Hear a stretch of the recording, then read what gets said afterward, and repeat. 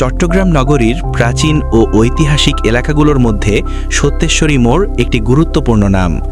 নগরীর সাংস্কৃতিক, ধর্মীয় ও সামাজিক ইতিহাসে এই এলাকার রয়েছে বিশেষ গুরুত্ব। একসময় এই মোড় ছিল নগরবাসীর স্বাভাবিক চলাচল, আড্ডা ও ব্যবসা বাণিজ্যের কেন্দ্রবিন্দু। সত্যেশ্বরী কালী মন্দিরকে ঘিরে গড়ে ওঠা এই এলাকার নামকরণ, যা চট্টগ্রামের বহু ধর্মীয় সহাবস্থানের এক উজ্জ্বল নিদর্শন।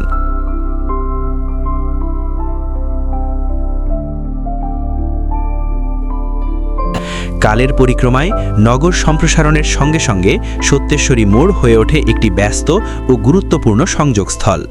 তবে দুঃখজনক হলেও সত্য, দীর্ঘদিন ধরে এই মোড়ের ফুটপাত অবৈধ দখলদারদের কবলে ছিল। দোকান, অস্থায়ী স্থাপনা ও অবৈধ বসতিতে দখল হয়ে যাওয়ায় সাধারণ পথচারীদের চলাচলে চরম ভোগান্তি পোহাতে হতো।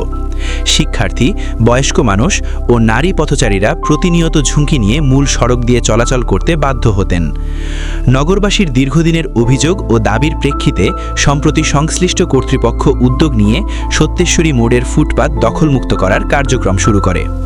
অভিযান চালিয়ে অবৈধ স্থাপনা উচ্ছেদ করা হয় এবং ফুটপাত পুনরায় জনগণের চলাচলের উপযোগী করে তোলা হয়।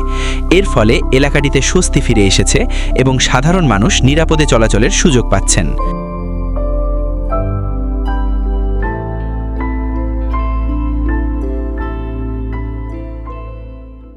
স্থানীয় বাসিন্দারা জানান, ফুটপাত দখলমুক্ত হওয়ায় শুধু চলাচলই সহজ হয়নি, এলাকাটির সৌন্দর্যও বৃদ্ধি পেয়েছে। তারা আশা প্রকাশ করেন, ভবিষ্যতে যেন আবার কোনোভাবেই ফুটপাত দখল না হয় এবং নিয়মিত তদারকির মাধ্যমে এই জনস্বার্থ রক্ষা করা হয়। ঐতিহ্য ও আধুনিকতার মেলবন্ধনে গড়ে ওঠা সত্যেশ্বরী মোড় আজ আবারও জনবান্ধব রূপ ফিরে পাচ্ছে। নগরীর অন্যান্য এলাকাতেও যদি এ ধরনের উদ্যোগ নেওয়া হয়, তবে চট্টগ্রাম আরও বাসযোগ্য ও মানবিক নগরীতে পরিণত হবে, এমনটাই প্রত্যাশা নগরবাসীর। Desk news, Chittagong.